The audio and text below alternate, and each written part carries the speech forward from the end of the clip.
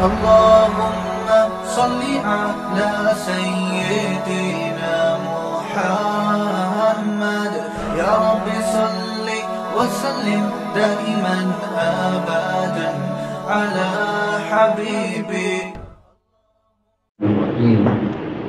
والتين والزيتون وطور سينين وهذا البلد الأمين لقد خلقنا الإنسان في أحسن تقويم ثم رددناه أسفل سافلين إلا الذين آمنوا وعملوا الصالحات فلهم أجر غير ممنون فما يكذبك بعد بالدين أليس الله بأحكم الحاكمين. معزز علماء کرام، عزیز طلباء اور خواتین اسلام، اللہ رب العزت نے اس دنیا کو، اس دنیا میں پیدا کی جانے والی مسجود ملائکہ اور مخدوم خلق مخلوق کو بڑی قیمتوں، بڑی صلاحیتوں اور بہت زیادہ نعمتوں کو دے کر پیدا فرمایا ہے۔ ہماری مراد اس سے ہے اشرف المخلوقات انسان۔ قیمتی چیز ظاہری اعتبار سے بھی ہے، باطنی اعتبار سے بھی ہے،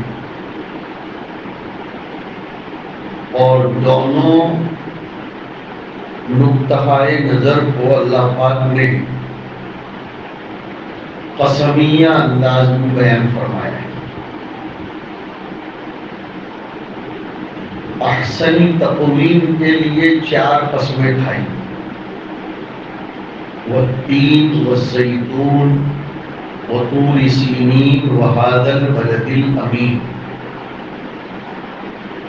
اور یہ چاروں چیزیں ظاہری ہیں، اس کے منافع ظاہری ہیں، بلکہ علماء مفسرین نے عجیب حکمت لکھی ہے کہ والتین والزیتون کا ظہور تو ظاہر ہے، وطور سینین میں بھی کلام اللہ ایک مخصوص شکل میں آیا تھا۔ حضرات انبیاء علیہ السلام کے پاس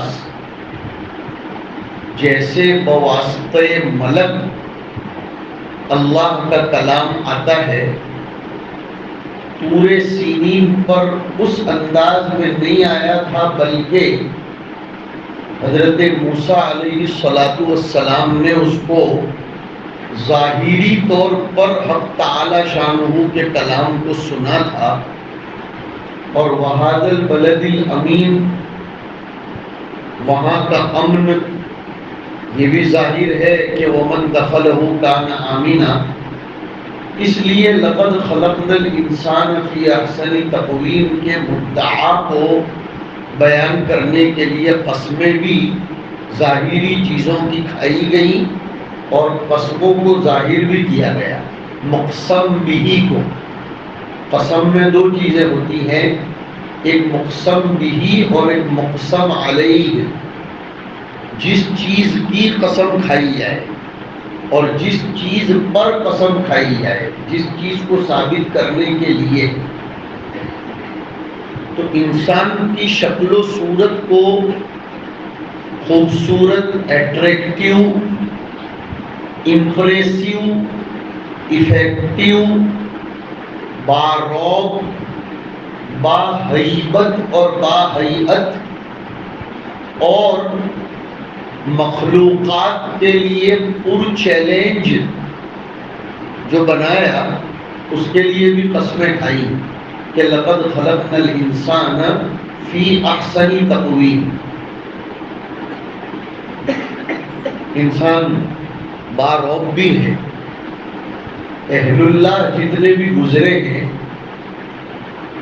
کچھ کو دیکھنے کا شرف حاصل ہوا اور بہت سو کے بعد میں سنا کہ کہ وہ باوجود محبتوں کا چشمہ ہونے کے اتنا رعب رکھتے تھے کہ ان کی آنکھ میں آنکھ ملا کر کوئی بات نہیں کر سکتا، کوئی ان کی آنکھ میں آنکھ اٹھا کر دیکھ نہیں سکتا تھا۔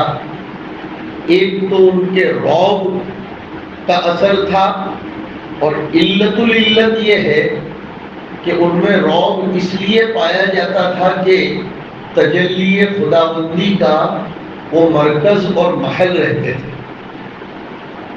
اسی لیے کچھ محققین نے لکھا ہے کہ پہاڑوں میں خاص قسم کی ہیبت ہوتی ہے، پہاڑوں میں وہ کشش نہیں ہوتی جو پانی کے سمندر میں اور چشموں میں ہوتی ہے۔ پہاڑوں کو دیکھ کر سوائے اس کے کہ اس پر ہریالی اور سبزی ہو، صرف پہاڑ ہی پہاڑ ہوں تو ایک ہیبت پیدا ہو جاتی ہے۔ اور اسی لیے اللہ رب العزت نے حضرت موسیٰ علیہ السلام والے معاملے میں جب اپنی تجلی فرمانی تھی تو پہاڑ کا انتخاب کیا کہ فلما تجلی ربہ للجبل، لیکن وہ جبل، عجیب بات لکھی ہے علماء پڑھیے، اصل میں ہم علماء کرام کو بھی اور ہمارے طلباء کو بھی اور جو ہماری خواتین سن رہی ہیں ان سب کو بھی اس کی دعوت دیتے ہیں کہ ہمیں مطالعہ کرنا چاہیے۔ مطالعے کے بغیر آدمی آگے نہیں بڑھ سکتا ہے۔ اپنے وقت کے انضباط کے ساتھ ساتھ خوب پڑھتے رہنا چاہیے۔ مطالعے سے آدمی ترقی کرتا ہے۔ یہ بات اس لیے میرے ذہن میں آئی کہ فلما تجلی ربہ کے لیے للجبل کا انتخاب کیا گیا۔ لو انزلنا ھذا القرآن، اس میں بھی علی جبل کا لفظ استعمال کیا گیا۔ وہاں علماء نے لکھا ہے کہ مخلوقات میں کوئی مخلوق ایسی نہیں ہے جو کسی سے متاثر نہ ہوتی ہو سوائے جبل کے۔ ہر چیز کسی نہ کسی سے متاثر ہوتی ہے، نہیں ہوتی تو پہاڑ متاثر نہیں ہوتا، کبھی کسی سے بھی متاثر نہیں ہوتا۔ اس لیے پہاڑ کا انتخاب کیا گیا یہ کہنے کے لیے کہ نزول قرآن اگر پہاڑ پر ہوتا تو وہ بھی متاثر ہو جاتا، جو کسی بھی چیز سے متاثر نہیں ہوتا۔ اور جب وہ متاثر ہو جاتا تو پھر متاثر ہونے والی چیزوں کا متاثر ہونا یہ کوئی بڑی بات نہیں ہے۔ قرآن کریم میں تاثیر کی وہ صفت ہے، اور اس تاثیر کا اعتراف شرک والوں نے بھی کیا تھا۔ اس تاثیر کا اقرار یہ خطرناک قسم کے مشرکین نے بھی کیا تھا، تبھی تو وہ یہ کہہ رہے تھے کہ وقال الذین کفروا لا تسمعوا لهذا القرآن والغوا فیہ، اس لیے کہ اگر تم قرآن شریف کو سنو گے تو وہ مؤثر کلام ہے جس سے پہاڑ بھی متاثر ہو سکتا ہے، تو طبائع بشریہ اور فطرت انسانیہ متاثر نہ ہو یہ ہو ہی نہیں سکتا۔ اور میں سمجھ رہا ہوں اللہ عالم بالصواب کہ یہ جو اذان کی آوازوں پر پابندی اور قرآن کریم کی آوازوں پر پابندی کے مطالبے وغیرہ یہ کوئی نئی بات نہیں ہے۔ اس کا پس منظر اس آیت میں ہے کہ لا تسمعوا لهذا القرآن والغوا فیہ، ورنہ معاملہ یہ ہو جائے گا کہ یہ غالب ہو کر رہے گا۔ صرف سننے سے یہ ہوتا ہے تو پھر اگر دل ٹکرا جائے اس کے ساتھ اور ان شعلوں شعاؤں یا وہ اٹھنے والی چنگاریوں کو اگر دل سے ٹکراؤ ہو جائے تو پھر تو وہ انقلاب برپا ہوتا ہے جس کو لفظوں میں بیان نہیں کیا جا سکتا، اس لیے کہ لفاظی یا لفظ یہ ظاہر کو تو بیان کر سکتے ہیں، حقیقتوں کا ادراک جیسے کان سے نہیں ہوتا ویسے حقیقتوں کا تلفظ یہ بھی زبان سے نہیں ہو سکتا ہے۔ لیکن سماع قرآن، استماع قرآن یہ ایک انقلاب برپا کرتا ہے۔ سورہ جن کی ابتدائی آیات میں کیا ہے؟ استمع نفر من الجن فقالوا انا سمعنا قرآنا عجبا یہدی الی الرشد فآمنا به، سننے سے. اور وہ 26ویں پارے کی آیت میں آیا وَإِذْ صَرَفْنَا إِلَيْكَ نَفَرًا مِنَ الْجِنِّ يَسْتَمِعُونَ الْقُرْآنَ فَلَمَّا حَضَرُوهُ قَالُوا أَنصِتُوا أَنصِتُوا. مجھے اور آپ کو ان مدرسوں میں، ان مجلسوں میں اور اہل اللہ کی صحبتوں میں بیٹھ کر استماع قرآن کا شرف حاصل ہو رہا ہے، صرف سماع کا نہیں بلکہ استماع کا. اس لیے کہ ہمیں چاروں طرف سے پر اطمینان، پر امن ماحول میں قرآن کریم کے سننے سنانے کے مواقع میسر ہیں، اور اطمینان اور امن کے ساتھ جب قرآن کریم کو سنا اور سنایا جاتا ہے تو وہ تدبر کے حق میں اعون اور عافیت بنتا ہے. تو عرض کر رہا تھا کہ اللہ تعالیٰ نے ہم لوگوں کو بہت قیمتی اور اعزازی شان کے ساتھ پیدا فرمایا، اس کے لیے قسمیں کھائیں، اور ادھر باطینی صلاحیتوں سے نوازنے کے لیے قسم کھا کر فرمایا کہ وَلَقَدْ كَرَّمْنَا بَنِي آدم. وہاں بھی قد پر لام داخل کیا. آپ حضرات ماشاءاللہ پڑھتے ہو، اس لیے تھوڑا میرا سبق بھی دہرا دیتا ہوں اور آپ کا بھی مذاکرہ ہو جائے کہ عربی کے نحو میں جب قد پر لام داخل ہوتا ہے تو وہاں قسم کو مقدر مانا جاتا ہے کہ وَلَقَدْ، پتہ چلا وہاں واو کے بعد قسم ہے. اور اس میں بھی عجیب نکتہ بعض علماء نے لکھا کہ کرمنا بنی آدم فرمایا گیا، اور اکرام کا تعلق باطینی صلاحیتوں سے ہوتا ہے، اس لیے یہاں قسم کو بھی باطن میں رکھ دیا گیا ہے. اللہ تعالیٰ کے کلام کی بلاغت ہے. وہاں ظاہری کمال بیان کرنا تھا تو قسموں کو بھی ظاہر کر دیا گیا، اور باطینی کمال بیان کرنا تھا تو قسم کو بھی حذف کر کے اس کو بھی باطن میں ڈال دیا گیا. اور کتنی پیاری بات فرمائی وَلَقَدْ كَرَّمْنَا بَنِي آدم. بنی آدم عموم انسان کے لیے اکرام کا لفظ آیا ہے، عموم انسان کے لیے. پتہ چلا نفس انسان ہونا یہ اللہ کے نزدیک بہت اشرف چیز ہے. چہ جائے کہ اس انسان کو پھر دیگر صلاحیتوں، ایمان، علم، اخلاق حمیدہ، نفع خلق وغیرہ وغیرہ صفات سے متصف کر دیا جائے، اس لیے کہ کسی بھی چیز کی قدر و قیمت اس کی ذات سے نہیں ہوتی، صفات کی بنیاد پر ہوتی. یہ یاد رکھنا چاہیے.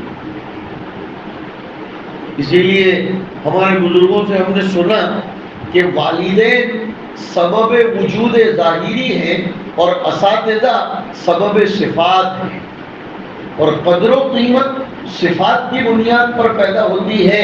اساتذہ کا احسان واقعتاً بہت بڑا ہوتا ہے کہ وہ ہمارے اندر صفات پیدا کرنے کا باعث بنتے ہیں.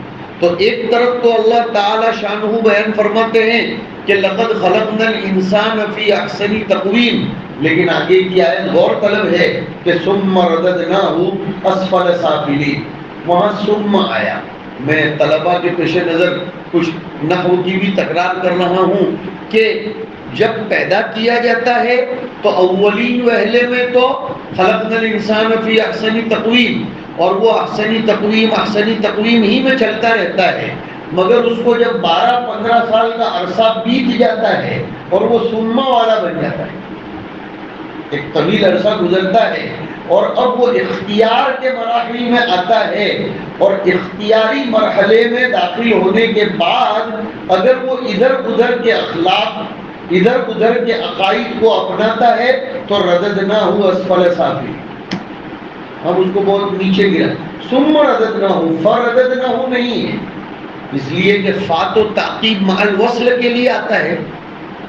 تو فوراً تو رددناہ اسفل سافلین نہیں ہوتا، وہ تو ایک طویل عرصہ گزرنے کے بعد پھر اس کو نچلے درجے پر اتار دیا جاتا ہے. لیکن اسے اگر اپنا کمال باقی رکھنا ہے تو الا الذین آمنوا وعملوا الصالحات. آمنوا اور عملوا الصالحات، ایمان عطائے خداوندی ہے، لیکن عمل الصالحات یہ کسب کے ذریعے ہوتا ہے۔ علماء نے لکھا ہے کہ ایمان یہ فضل خداوندی ہوتا ہے، ایمان کسبی چیز نہیں ہے، لیکن اعمال صالحہ یہ کسبی چیز ہے۔ ایمان حق تعالی شانہ کا عطیہ ہے، اللہ کا فضل ہوتا ہے، اور اعطاء ایمان میں فضل خداوندی کام کرتا ہے اور ابقاء ایمان میں عدل خداوندی کام کرتا ہے۔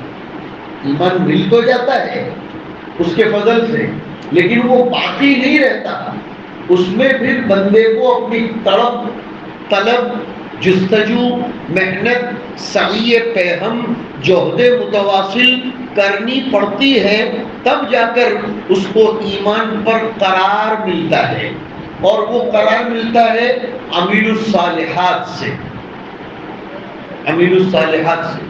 اسی لیے بحث چھیڑی ہے علماء کرام نے، اللہ تعالیٰ بہت جزائے خیر دے مفتی صاحب کو اور ان کے رفقا کو، ادام اللہ ذلہ علی الامۃ الاسلامیہ، کہ ان کے خلوص کی برکت سے یہ بڑی پیاری بات یاد آئی کہ اللہ تعالیٰ فرماتے ہیں 5ویں پارے کے آخری رکوع میں کہ ما یفعل اللہ بعذابکم ان شکرتم وآمنتم۔ وہاں علماء مفسرین نے بحث چھیڑی کہ شکرتم کو آمنتم پر مقدم کیوں کیا گیا، شکرتم پہلے آمنتم بعد میں، حالانکہ ترتیب کا تقاضا یہ ہے کہ آمنتم پہلے ہوتا۔ ارے بھیا شکر تو ایک عمل ہے، اور عمل کا مقام ایمان کے بعد ہے، لیکن اس کی وجہ بہت زوردار، سوال بھی انہوں نے اٹھایا علماء نے، جواب بھی بہت زوردار دیا کہ شکر نعمت یہ موجب، باعث اور سبب بنتا ہے بقائے ایمان کا۔ اور وہاں ایمان کی 2 قسمیں بیان فرمائی، ایک ایمان پیدائشی ایمان ہوتا ہے اور ایک ایمان بقائی ایمان ہوتا ہے۔ بقائے ایمان کے لیے شکر علی الایمان ضروری ہے، تب جا کر ان شکرتم و آمنتم والا معاملہ ہوگا، اور غالباً اللہ کرے کہ بات صحیح ہو کہ یہی دعا جنازے کی نماز میں منگوائی جاتی ہے، اللہم من احییتہ منا فاحیہ علی الاسلام ومن توفیتہ منا فتوفہ علی الایمان۔ پتہ چلا پیدا ہوتے وقت کا ایمان معتبر نہیں ہے، مرتے وقت کا ایمان معتبر ہے، اس لیے کہ مرتے وقت کے ایمان میں انسان کے اختیار کو دخل ہوتا ہے، اور اختیار حسن، اختیار صالح یہ بہت بڑی نعمت ہے۔ اس اختیار کی صلاحیتوں کو پیدا کرنے کے لیے ان مدارس کا وجود عمل میں آتا ہے، اور اختیار کے لیے مقارنہ اور موازنہ ضروری ہے۔ ابھی ہم راستے میں اپنے ساتھیوں سے بات کرتے ہوئے آ رہے تھے ایئرپورٹ سے کہ مقارنے کے بعد جب اختیار حسن اور صالح استعمال ہوتا ہے تو پھر اس اختیار کی قدر بھی ہوتی ہے، اس اختیار کے لوازمات کی جستجو بھی ہوتی ہے، اور اس اختیار کے بعد اس نعمت کے بقا کے لیے فکریں بھی ہوتی ہیں، اس کے لیے مقارنہ کرنا پڑتا ہے۔ آپ جتنے ہمارے طلبہ عزیز یہاں بیٹھے ہیں وہ ذرا تھوڑے سے پیچھے جائیں اپنی زندگی میں، زیادہ پیچھے نہیں، 2-5 سال ہم اسکول میں پڑھتے تھے، ہم ایک ساتھ محلوں میں کھیلتے تھے، کیسے کیسے لوگوں کے ساتھ اٹھتے بیٹھتے تھے۔ اللہ رب العزت نے ہمارے والدین، گاؤں کے ذمہ داروں، محلے کے ذمہ داروں کو توفیق بخشی، انہوں نے تسبباً ہمیں مدرسے میں لا کر داخلہ دلایا۔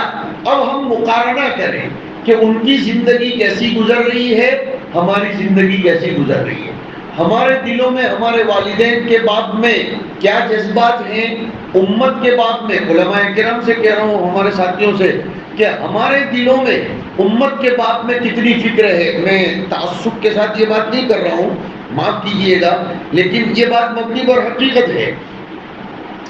دارالعلوم دیوبند کا قیام اور علی گڑھ مسلم یونیورسٹی کا قیام کوئی زیادہ فاصلے کی بات نہیں، قریب قریب کی چیز ہے، لیکن میں پھر کہہ رہا ہوں، تعصب کے ساتھ نہیں کہہ رہا ہوں، بات حقیقت ہے۔ علی گڑھ یونیورسٹی کے جتنے بھی متخرجین ہوئے، میں ان کے بعد میں فضلہ بولنے کو بھی لفظ فاضل کی شان میں گستاخی سمجھوں گا، وہاں کے جتنے متخرجین ہوئے انہیں امت کی ملی وہ فکر نصیب نہیں ہوئی جو دارالعلوم کے ایک ادنا سے ادنا طالب علموں کو بھی ہو جایا ہے۔ بات ہے جو حقیقت ہے، اس لیے کہ وہاں اختیار صالح، اختیار حسن یہ پلایا جاتا ہے، صرف سنایا نہیں جاتا بلکہ پلایا جاتا ہے۔ اور پھر اسی دارالعلوم سے فارغ ہونے والے کئی فضلاء نے علی گڑھ مسلم یونیورسٹی جیسی کئی یونیورسٹیاں قائم کی، کئی فکری کارنامے انجام دیے۔ انہوں نے اپنے ذہن کو محدود نہیں رکھا بلکہ انہوں نے امت کی رفاہی خدمات میں اپنا قابل ذکر، قابل نقش کام ثبت کروایا۔ ان میں سے الحمدللہ اس ادارے کے بانی مبانی ہمارے مکرم مفتی صاحب بھی ہیں ماشاءاللہ۔ ان کے ذریعے جابر کا جو لفظ ہے، میں کبھی کبھی ان کے نام کے بارے میں سوچتا ہوں، اصل میں خلوتوں میں سوچنے کی عادت زیادہ ہے، اس لیے سو بھی نہیں پاتے ہم لوگ زیادہ۔ اللہ ہی معاف فرمایا، اب آرام کی نیند تو اللہ جانے قبر میں بھی اللہ کرے کہ مل جائے۔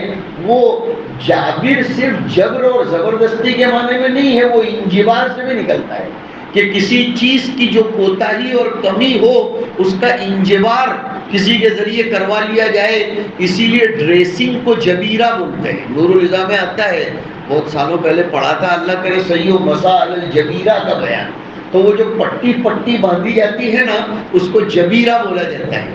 تو وہ جبیرہ جبر سے تھوڑا ہے کہ اس کو زبردستی نہیں، بلکہ وہ تو جو کچھ شداف اور جو زخم ہوا ہے، وہ جو ٹوٹا ہے حصہ، اس کی تلافی اور انجبار کے لیے اس کو باندھا جاتا ہے تاکہ وہ ٹھیک ٹھاک ہو جائے۔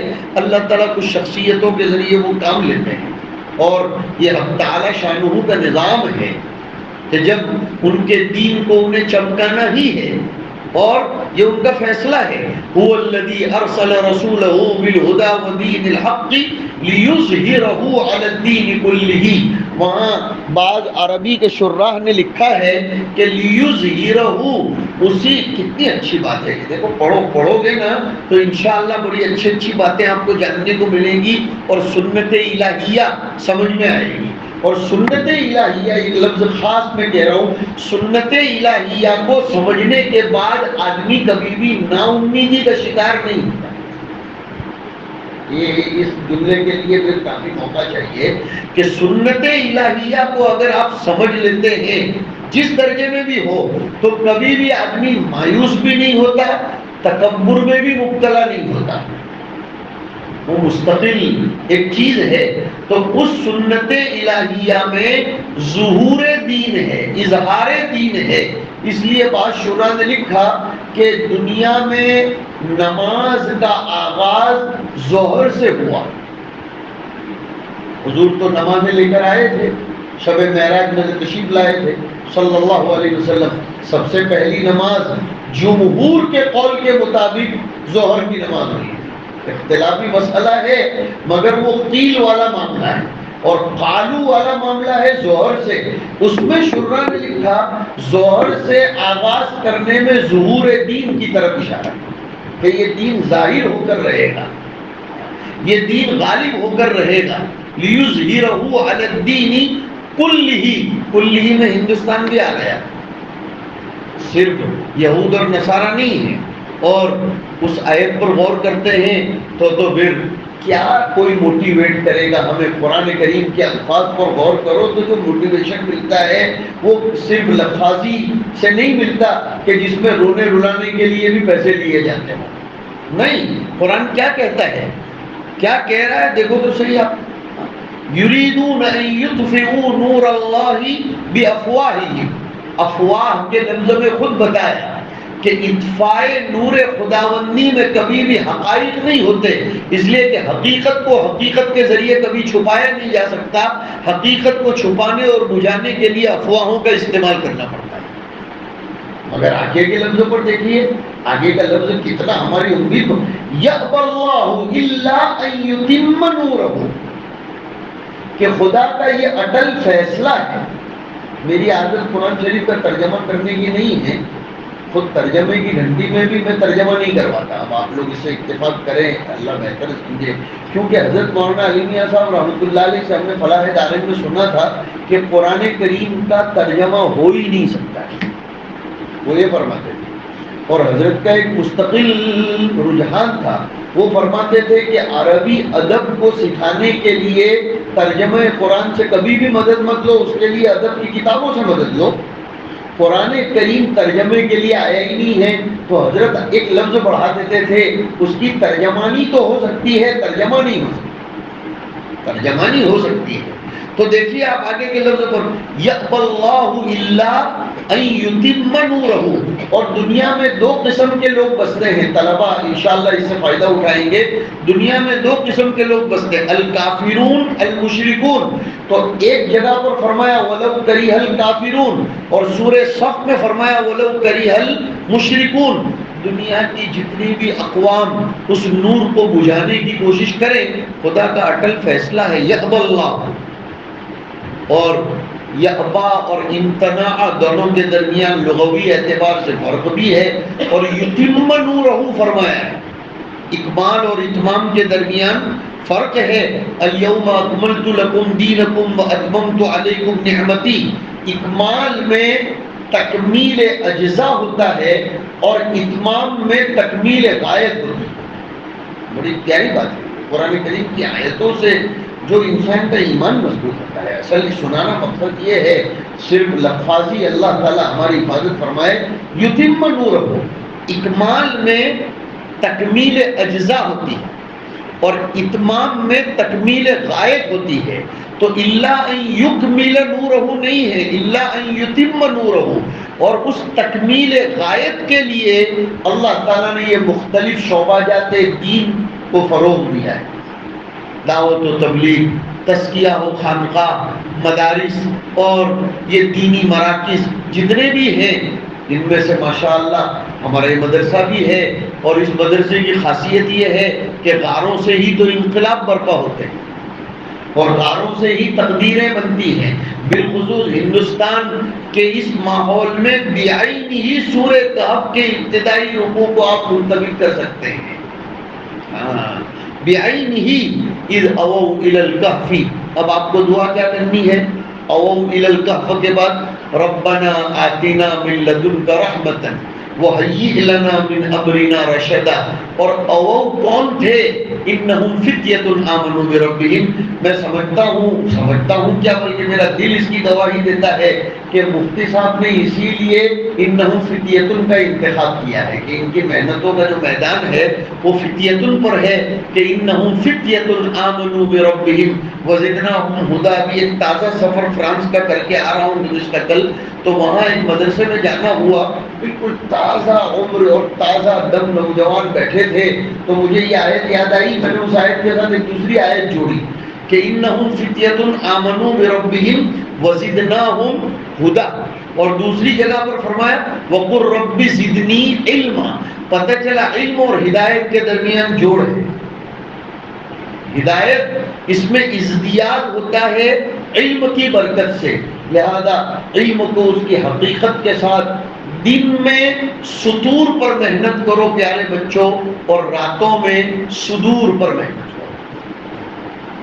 دن میں سطور پر مطالعہ کرو، خوب مطالعہ کرو، پڑھو، سمجھو، سمجھاؤ، تدبر کرو، اور رات میں اٹھ کر اپنے صدر پر اور سینے پر محنت کرو. ظرف جتنا صاف ہوگا مجروح اتنا نورانی بنے گا. شیخ سعدی رحمۃ اللہ علیہ نے بڑا مسئلہ حل کر دیا ہے ایک شعر میں. 12 کے در لطافت تب اش خلاف نیست. 12 کے در لطافت تب اش خلاف نیست. در باغ لالا رویت و در شور ابو میں خس. وحی، ہم یہاں ترجمہ شعر کریں گے. وحی کی لطافت میں کوئی کلام نہیں ہے، لیکن ابو جہل کے دل پر جا کر ٹکراتی ہے تو وہ کاٹے. اور جب صحابہ کرام میں سے ابو سفیان عمر ابن خطاب رضی اللہ عنہم، اکرمہ ابن ابی جہل رضی اللہ تعالیٰ عنہ، معاویہ رضی اللہ تعالیٰ عنہ، ان لوگوں کے دلوں پر جب جا کر ٹکراتی ہے تو در باغ لالا روئے، ورنہ وہ تو وہی تھی۔ وہ آیت کریمہ کا غالباً شیخ سعدی نے ترجمہ کیا ہے کہ والبلد الطیب یخرج نباتہ باذن ربہ والذی خبث لا یخرج الا نکیدا۔ پتہ چلا کہ علم تو پوری دنیا میں ہے، مگر اللہ تعالیٰ جب انتخاب کرتے ہیں تو پھر ان کے دل اس کے لیے تیار کیے جاتے ہیں۔ حق تعالیٰ شانہ نے مجھے اور آپ کو استفاء کے مقام پر پہنچایا۔ ثم اورثنا الکتاب الذین اصطفینا من عبادنا، لہذا خوب فائدہ اٹھائیے، بالکل شہر کے ماحول سے ہٹ کر امن و امان اطمینان والی جگہ پر آپ کو حق تعالیٰ شانہ نے پہنچایا ہے۔ میں نے آپ کو کہا دن میں سطور پر محنت کیجیے، رات میں صدور پر، اور صحابہ کرام کے حالات بیان کرنے والے کسی نے یہی کہا تھا، رہبانم باللیل فرسانم بالنہار، رات کے وقت وہ راہب بن جاتے تھے اور دن میں فرسان بن جاتے تھے۔ پتہ چلا کہ دونوں کام کرنے پڑیں گے ہم کو، صرف تقدیر پر آسرا لے کر بیٹھے رہنے سے کام نہیں چلتا اور میری تدبیر سے بھی کام نہیں چلتا، ہمیں محنت بھی کرنی ہے اور اسباب اختیار کر کے نتیجہ حق تعالی شانہ کے حوالے کرنا ہے۔ دنیا آپ کے انتظار میں ہے بچوں، دنیا آپ کے انتظار میں ہے کہ یہ سب کمپنی میں پروڈکٹ تیار ہو رہی ہے اور اس سے ہماری ضرورتیں پوری ہوں گی، اور جیسے معیشت کا نظام طلب اور رسد یہ دو ہی نقطوں پر چلتا ہے، ڈیمانڈ اینڈ سپلائی پر، تو ویسے ہی دنیا میں ہمارے یہ جو روحانی بازار ہے، اس لیے کہ قرآن کریم ایسے ہی الفاظ استعمال کرتا ہے جو انسانی طبیعتوں سے مانوس ہو، تبھی تو وہ ہدایت کو سمجھانے کے لیے بھی اشترا، باع، تجارت وغیرہ کے الفاظ استعمال کرتا ہے۔ تو طلب دنیا میں خوب ہے، رسد بھی اتنی ہی ہونی چاہیے جو ہمارے مدرسوں کا مقصد ہے۔ حق تعالی شانہ خوب قبول فرمائے، آپ سب کی نوجوانیوں میں برکتیں نصیب فرمائے اور انقلابی کارنامے انجام دینے کے لیے ہمیں اہل بنائے، اور پھر اس فریضے کی ادائیگی کے لیے حق تعالی شانہ ہمیں میادین اور مواقع میسر فرمائے۔ وصلی اللہ وسلم علی نبینا و مولانا محمد وعلی آلہ واصحابہ اجمعین۔ اللهم لك الحمد كله ولك الشكر كله، اللهم صل وسلم وبارك على سيدنا ومولانا محمد وعلى آله وأصحابه أجمعين۔ ربنا آتنا من لدنك رحمة وهيئ لنا من أمرنا رشدا، هيئ لنا من أمرنا رشدا، هيئ لنا من أمرنا رشدا۔ ربنا لا تزغ قلوبنا بعد إذ هديتنا وهب لنا من لدنك رحمة إنك أنت الوهاب۔ ربنا آتنا في الدنيا حسنة وفي الآخرة حسنة وقنا عذاب النار۔ وصلى الله تبارك وتعالى على خير خلقه سيدنا محمد وعلى آله وأصحابه أجمعين برحمتك يا أرحم